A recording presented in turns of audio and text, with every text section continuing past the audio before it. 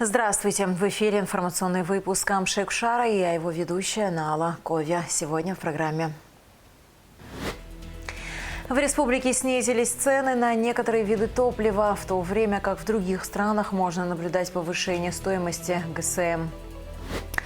Вашингтон упустил возможность договориться и теперь только усугубляет свои переговорные позиции. Бомбардировки продолжаются, Тегеран на уступки не идет. Учителя и воспитатели детских садов со всех районов республики имели возможность отдохнуть в минувшие праздничные дни в Черноморской жемчужине в Очамчире. В республике снизились цены на некоторые виды топлива, в то время как в других странах можно наблюдать повышение стоимости ГСМ. О том, с чем это связано и по какой цене сегодня можно приобрести топливо на местных автозаправках, узнавала Шазина Ханагуа. Очень приятно, аж душа радуется. Так реагируют на понижение цен встретившиеся нам водители. А кто-то был приятно удивлен. Водители подчеркнули, что снижение стоимости позволит сократить ежедневные затраты на топливо, особенно для тех, кто много времени проводит за рулем. Заправляюсь 92-м. Ценовая политика очень хорошая, потому что я только приехал с Москвы. Там бензинчик 92-й от 62 до 65. Довольно? Да, цена понизилась. Я даже не знал, честно говоря. Это хорошо тогда. А где заправляетесь обычно? Обычно вот на этой заправке. 53 рубля за 1 литр АИ-92, 77 рублей 50 копеек за АИ-95, 59 рублей за дизельное топливо. Такие цены указаны на стеллах заправочных станций «Азит». Благодаря договоренностям, достигнутым президентом Абхазии Бадрой Гунба с первым замруководителя администрации российского президента Сергеем Кириенко, появилась возможность приобретения нефтепродуктов крупным оптом в необходимом количестве. Закупочные цены снизились. Появилась возможность приобретения нефтепродуктов крупным оптом в необходимом количестве в соответствии с постановлением Кабинета министров Республики Абхазия о временных мерах по регулированию топливного рынка. Вы знаете, президент лично способствовал регулированию ситуации, сложившейся на топливном рынке. Часть мер, направленных на создание равных и прозрачных условий для всех участников топливного рынка, уже реализована Министерством энергетики Республики Абхазия совместно с коллегами из Российской Федерации. В ближайшее время в процессе реализации находится и ряд других мер, которые будут способствовать улучшению и нормализации ситуации. Эти решения позволяют стабилизировать запасы и обеспечить бесперебойную работу. Ранее закрытые по причине отсутствия топлива АЗС «Азид» вновь открыты. В республике на данный момент функционирует 5 заправок. В ближайшее время планируется открытие последней АЗС из числа закрытых. Один из самых важных и сложных вопросов – это вопрос сотрудников, которые, к сожалению, были лишены работы из-за закрытия АЗС. Он тоже решается, решен. Они уже возвращаются на свои рабочие места. В стране периодически возникали проблемы с поставками ГСМ, что приводило к образованию очередей на автозаправочных станциях, а порой и к отсутствию бензина. Если говорить о том, что происходит с ценами, то на протяжении нескольких месяцев, и эта ситуация из года в год по-разному складывается, но она бывает повторяется, экспортные цены на нефтепродукты в Российской Федерации ниже цен оптовых внутри самой Российской Федерации. В связи с чем, как и сегодня мы можем наблюдать, цены на АЗС в Республике Абхазия ниже, чем стоимость нефтепродуктов на АЗС в том же соседнем Краснодарском крае. Адем Эргабуня подчеркнул, что учитывая текущие запасы и ближайшие поставки в рамках этого месяца, цены останутся приблизительно в том же диапазоне. Что касается дальнейшей динамики, то прогнозировать сложно. Все будет зависеть от ситуации, которая складывается на внешнем топливном рынке. Единственное, могу с уверенностью сказать, что в ближайшее время по АИ-95 в сети АЗС «Азит» цена также будет снижена, поскольку мы в ближайшее время ожидаем согласованную поставку. Как она прибудет, этот вопрос также будет решен. Понижение цен наблюдается и на других автозаправочных станциях. К примеру, в Подорожнике 95-й бензин продается по цене 72,50 рублей, 92-й 52,50 рублей, дизельное топливо 58 рублей. А на АЗС «Амцепс» 92-й бензин стоит 56,99 рублей, а дизельное топливо 54,99 рублей. Цена бензина играет важную роль для потребителей и экономической ситуации в целом. Вообще, если честно, не слежу за ценами бензина, но сейчас была приятно удивлена, что сказал диспетчер, что у нас сейчас бензин стоит дешевле, чем в России. Я заправляю сразу полный бак, и это очень ощущается. Чем меньше, тем лучше для народа. Хотят посеять все это, солярку тоже вот скинули, топливо, да, дизтопливо, это хорошо. А то стоило столько такие цены. Ситуацию прокомментировал министр энергетики Батал Мушба. На сегодняшний день топливный рынок Абхазии обеспечен всеми необходимыми ресурсами. Министр подчеркнул, что в республике работают крупные и мелкие операторы. Все это стало возможным благодаря предпринятым руководством страны, в частности президентом Республики Абхазия, правительством, мерам для стабилизации ситуации с ценовыми факторами и с факторами, связанными с обеспечением. Но, конечно же, нужно сказать, что наш рынок подвержен влиянию, которое происходит на ценовых рынках, на биржах российских. И, соответственно, сейчас мы наблюдаем период достаточно невысоких цен на нефтепродукты. Батал Мушба отметил, что фактически цены на основные виды нефтепродуктов ниже почти на 20 рублей, чем на заправках Краснодарского края. Конечно, это связано с особенностями нашего регулирования, оно немножко отличается от ценового регулирования, которое есть в Российской Федерации. Нужно сказать, что, конечно, это очень радует, и надеюсь, что наши граждане тоже довольны и обеспечены, приобретают тот ресурс по приемлемым и доступным ценам. Но важно понимать, что любые изменения на бирже, они, конечно, будут отражаться и на динамике на наших заправках. Но проблем с обеспеченностью, проблем с дефицитом в Республике Абхазия нет и не прогнозируется в ближайшее время. Между тем, в ряде европейских стран неконтролируемо быстро растут цены на энергосырье. Запасы газа в Европе стащились до рекордно низкого уровня после холодной зимы. После начала войны на Ближнем Востоке цены на газ в Евросоюзе выросли на 90%, на нефть на 40%. А мир переживает крупнейший нефтяной шок в истории с точки зрения немедленных последствий. Шазина Ханагуа, Алексей Гухава, Абхазское телевидение. Министерством по налогам и сборам за январь и февраль собрано 1 миллиард 5 миллионов 928 тысяч рублей при плане 823 миллиона 422 тысячи рублей. План выполнен на 122%. Наивысшие показатели у Сухумского района – 218% выполнения плана, наименьшие – у Галского – 109%. К другим новостям продолжаются бомбардировки Тегерана. И вот очередные кадры не для слабонервных. В результате одного из ударов США и Израиля по жилому дому погибла годовалая девочка. На кадрах видно, как ее тело достают из-под завалов. Всех потрясла трагедия в школе, где погибли 171 человек. Но эта история получила новое развитие. Иранские СМИ опубликовали обломки ракеты, которая ударила по школе. Это американский «Томагавк» 2014 года.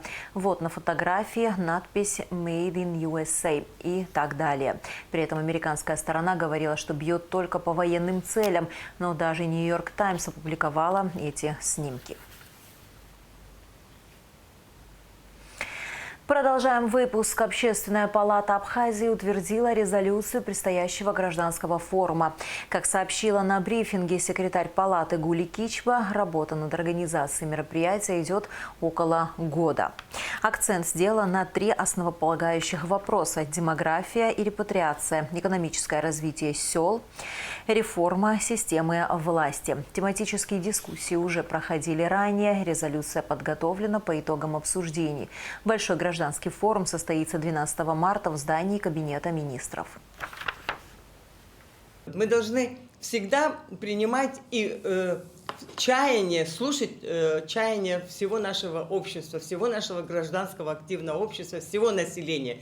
А самое главное, чтобы эта связь была именно с государством. Вот власть и общественность всегда должна вести свой диалог. И поэтому наш гражданский форум так и называется.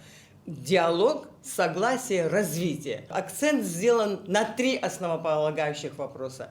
Это демография и репатриация, это и экономическое развитие, конкретно президент обозначил село, сельские территории, взаимодействие их с местными самоуправлениями, а также самый главный, 3-й вопрос, такой, на который мы, в общем-то, делаем на нашем форуме акцент, это политическая реформа, в частности, реформирование в законодательной ее части. Мы призываем всех граждан, приглашенных на этот форум, прийти, пожалуйста, 12 марта в 12 часов в кабинет министров, 1-й актовый зал. Черноморская жемчужина в минувшие выходные стала местом притяжения педагогов и воспитателей со всех районов республики. 80 учителей отдохнули и отметили в СПА-отеле Международный женский день 8 марта. Мероприятие состоялось благодаря Фонду социального страхования и охраны труда и руководству отеля. Милана Агарба расскажет подробнее. Учителя и воспитатели детских садов со всех районов республики имели возможность отдохнуть в минувшие праздничные дни в Черноморской жемчужине в Очимчире. Организация отдыха стала возможной благодаря генеральному директору СПА-отеля Михаилу Кале и председателю Фонда социального страхования и охраны труда Бакура Бебия, которые совместно подготовили программу к 8 марта. Глава администрации города Очимчира Алхас Кация поблагодарил педагогов за их нелегкий труд и преданность профессии, а также выразил признательность коллективу отеля за организацию отдыха для учителей и воспитателей. В первую очередь, Светлана Сергеевна, я вам хочу выразить огромную благодарность Алексею Сергеевичу, Михаилу Михайловичу, всем сотрудникам данного учреждения, которые радостно приняли всех наших гостей. Вы всегда были рядом с нами, вы всегда проявляли заботу о нас. Я хотел бы отметить, что вы знали ни одну просьбу, ни одно наше начинание в городе не обходится без этих прекрасных людей. С праздником вас! Спасибо вам большое, всех благ! Теплые слова прозвучали и от Светланы Корчава, управляющей СПА-центром «Черноморская жемчужина». Я знаю, что вы приехали из всех уголков нашей солнечной Абхазии. И знаю, что к нам приехали не только учителя, а и воспитатели, и повара, девочки. Я вас всех сердечно поздравляю с этим праздником. Вам огромного здоровья, счастья, а самое главное – мирного неба над головой. Вы отвечаете за деток, за то, за будущее, за наше, за будущее наше поколение. Я мама ветерана войны, я как никто другой знаю, что такое материнская забота. Гостей встретили обновленная благоустроенная территория и замечательный СПА-центр. Также комплекс предлагает полный спектр санаторно-курортного лечения, не уступающий лучшим зарубежным аналогам. Заместитель председателя Государственного фонда социального страхования и охраны труда Ирма Чентурия подчеркнула особую значимость восстановления подобных объектов в нашей стране. От всей души хочу пожелать вам великолепных результатов. Вы творцы и создатели нашего будущего. Вы успешно совмещаете нелегкий труд педагога с материнством. Здоровья крепкого вам и вашим близким. Успехов в том, что для вас первостепенно и важно. Отдых педагогов и воспитателей был организован за счет средств Государственного фонда социального страхования и охраны труда. Милана Агарба, Данил Ханагуа, Абхазское телевидение. В рамках второго этапа проекта «Музыка. Диалог без расстояний и границ» в Белгородской государственной филармонии прошли открытый мастер-класс и праздничный концерт. В программе приняли участие Белгородский академический русский оркестр, а также солистки Алиса Гицба и Надежда Сорокина. Проект реализуется при поддержке Президентского фонда культурных инициатив и правительства Абхазии. Осман Абухба стал победителем 15-го международного фестиваля «Монокль» в Петербурге. Актер удостоен награды за роль Заурхана Золака в спектакле «Последний из ушедших» по роману Баграта Шинкуба. Постановку представили на сцене театра фестиваля «Балтийский дом». Режиссер-постановщик, заслуженный артист Абхазии Джамбул, Жордания. Ближайшие показы спектакля в Сухуме пройдут 15 марта, 11 апреля и 4 мая. Мемориальная доска выдающемуся деятелю литературы, абхазскому и российскому писателю Фазилю Искандеру, установленная ранее, демонтирована и отправлена на доработку. Как сообщили в столичной администрации, создание барельефа было поручено художнику Виталию Джения, который он осуществлял при содействии отдела градостроительного регулирования архитектуры администрации города Сухум. Отливали барельеф в городе Краснодаре. Однако у руководства столичной администрации есть ряд вопросов к качеству изготовленного барельефа. Мы видим определенные неточности в работе. В ближайшее время будет принято решение о дальнейшей судьбе барельефа. Мы также слышим общественность, которая возмущена качеством барельефа.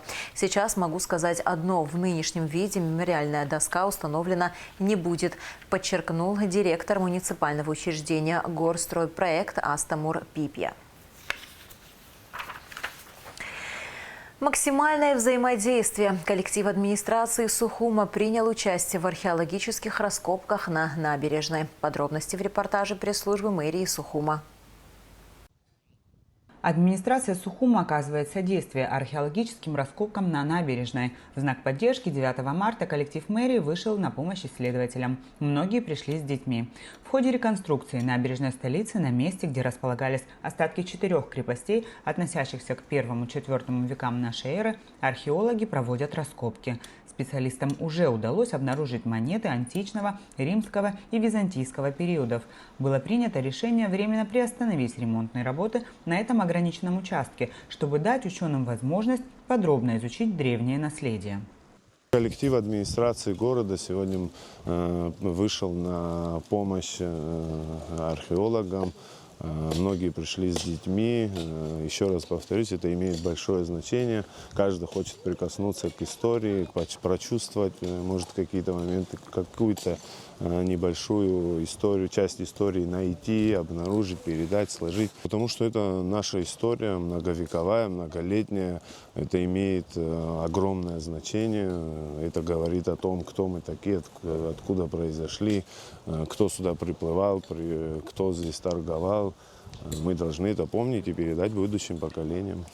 Изначально для проведения работ отделу историко-культурного наследия было выделено 20 дней, но в связи с погодными условиями, обильными осадками, срок продлен. Со своей стороны столичная администрация оказывает ученым максимальное содействие. Администрация города не то что препятствует, а является инициатором, насколько возможно. Мы открыты, наоборот, для такого вида работ и всегда в помощь археологам. Мы видим понимание со стороны чиновников, со стороны тех людей, которые строят. Мы с ними беседовали. Они тоже считают, что так вот, как это было сделано в 50-е годы, они этого не хотят, и вообще неправильно будет. Ну вот за те дни... Взаимодействие есть да, у вас, есть, да, с администрацией? есть. Я должен сказать, понимание есть со стороны. Понимание есть со стороны о том, что необходимо прийти к какому-то компромиссу, к какому-то пониманию. Вот. И сохранить для нас, вот, для тех детей, которые тут все время ходят, помогают нам, малышей, которые будут вспоминать о том, что вот я был ребенком, да, это скрывались, и вот оставался, вы видите, вот так.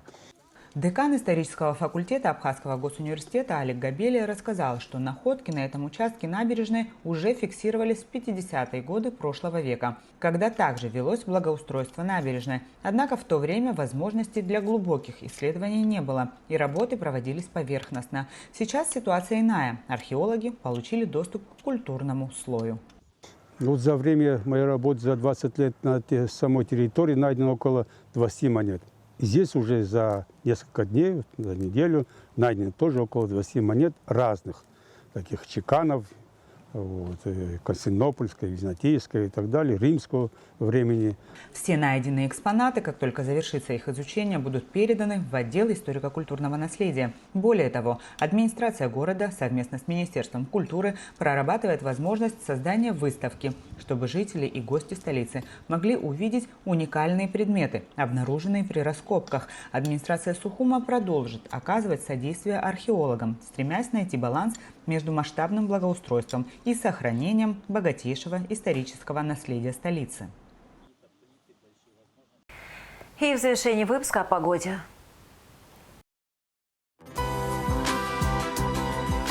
В среду 11 марта в Абхазии ожидается переменная облачность без осадков. Температура воздуха ночью 1,6, днем 8-13 градусов. Температура морской воды 9 градусов.